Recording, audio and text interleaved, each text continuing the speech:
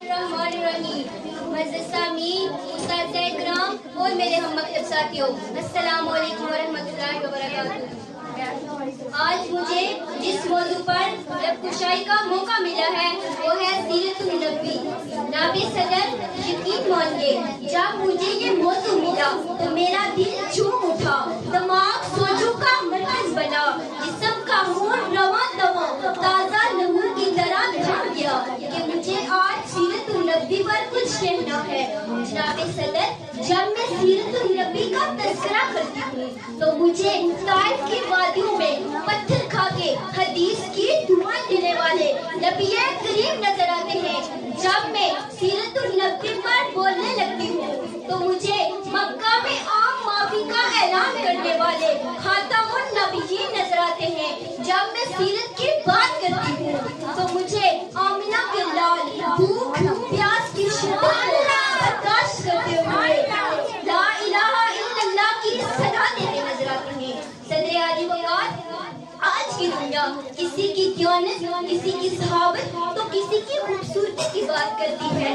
میں اپنے نبی کی سیرت پر کیوں ناراض کروں جس میں یہ ساری خصوصیات موجود ہیں۔ وقار، میرے نبی کے اندر صداقت تھی جس سے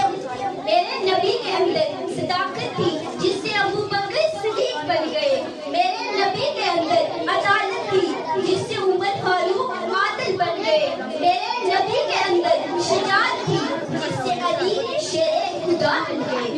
وقار، میرے نبی وہ نبی تھے جن کے امتی ہونے کی خواہش انبیاء کرام نے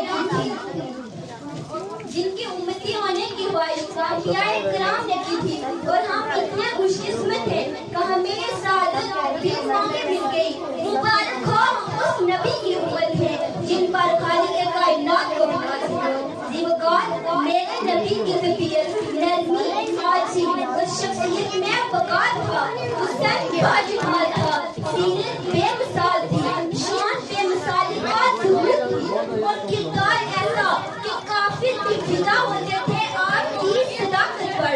صدر علی وقار، میرے نبی وہ نبی تھے جن کے پاس نہ سونا تھا نہ چاندی تھی۔